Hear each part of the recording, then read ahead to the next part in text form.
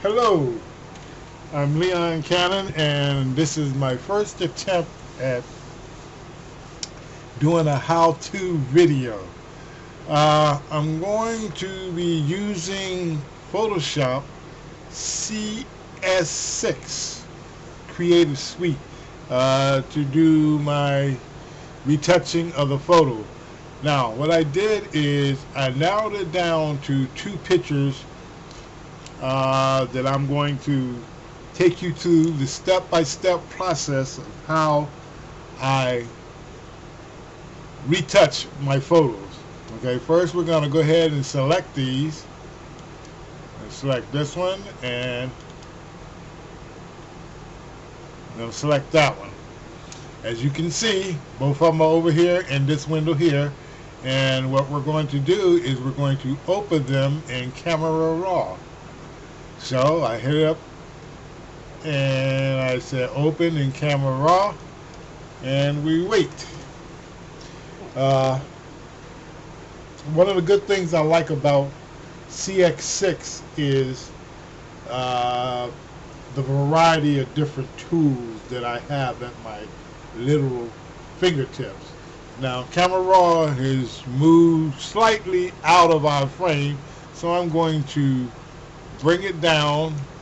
I'm going to minimize the stuff I have going in the background so you can just see only Camera Raw. Okay, you see these two photos over here.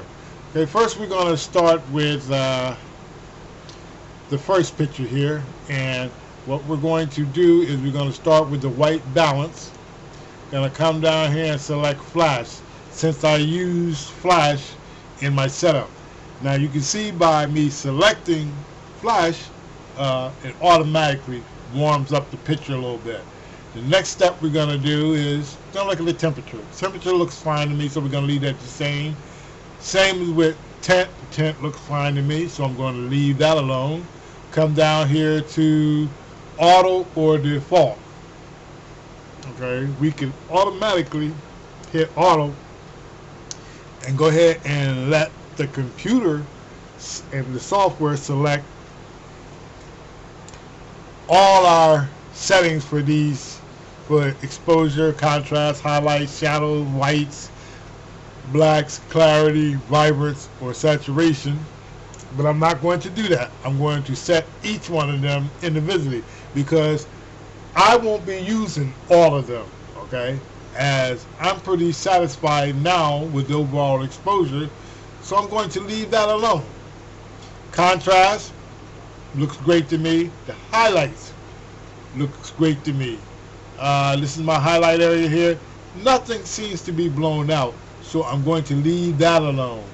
Now, in the shadow area there, if you want to open up like this area right in here, okay, that has the little dark shadow, you can do that by moving this slider here slightly to the right, and what it does is lightens up this dark area here, and it doesn't bother me that much, so I'm going to leave it right back where it was, and that was on 0. Okay, come down to whites. A little bit, the whites are a little bit blown out, or okay here. Our shadows are a little bit blown out, but they're fine. What you also can do with the shadows is you can also pull it the other way and try to get it to where our, you find an area there, right there at 24. You see this 27. You see this turns black and this turns black, so that means our shadows are not blown out. They're retaining detail, so we're going to leave it at 27. And we're going to come down here to whites, and we can see here our whites are not blown out, so we're going to leave that the way it was. Come down here to blacks, and again, as we can see, we're fine. Okay, we're going to come down here to clarity. Now clarity, what I like to do is automatically by default 25.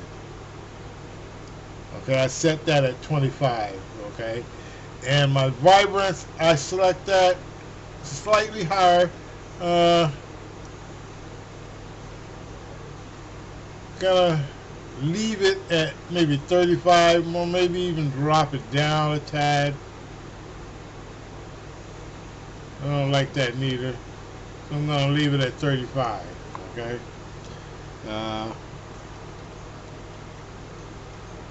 The more and more you do this here, the more and more you become accustomed, and you will start to find your own likes and dislikes. Now this is a little bit too much yellow for me, so I'm going to go a little bit in the opposite direction, try to tone it down just a little bit. Okay. Maybe that's just a hair too much, so I'll bring it back. Okay, and we'll keep an eye on our sliders. Okay, okay, that looks fine. Then I'm going to go over into the curve cone, the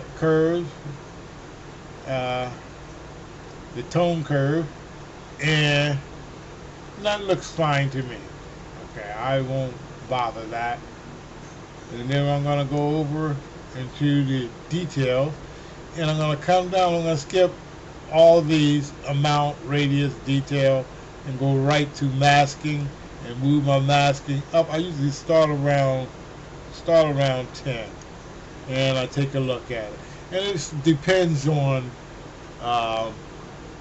what my picture is looking like. If it's appearing a little bit soft, then what I would do is maybe give it a little bit more, maybe go up to 15, okay? Never go past 20, okay? And look here, this looks pretty decent here, because you can't really tell till you zoom out to zoom in to 100%. Okay, and that's fine. I'm gonna push this back to the basic, and I'm gonna go and I'm gonna take a look at this one, and it's gonna be basically the same thing. Okay, I'm gonna come down here and I'm gonna go flash. I use Studio Flash, and that warms it up a little bit. I come down here and my exposure, it's sort of borderline. So what I'm going to do is I'm going to move this a little bit.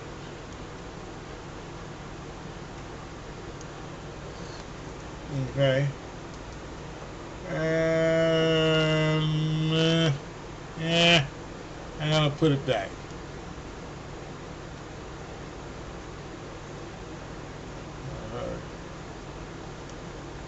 And contrast is going to stay the same.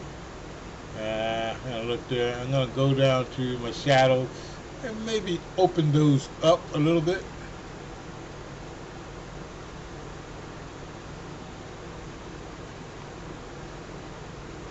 Okay. I'm right about 38. The shadows are retaining the detail. Okay. All this does, when you see it clipping on this side, is saying, when you see it clipping right about here, when you see this was, before, it's a shadow clipping warning, meaning that in this area here, you're starting to lose detail. And I look here, the hair is fine, eyes are fine. In this area here, we're looking pretty good. So I'm going to go down again to my clarity, and again 25.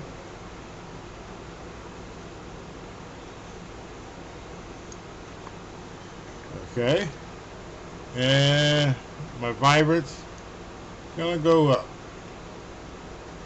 I'm gonna try that at 30. Okay.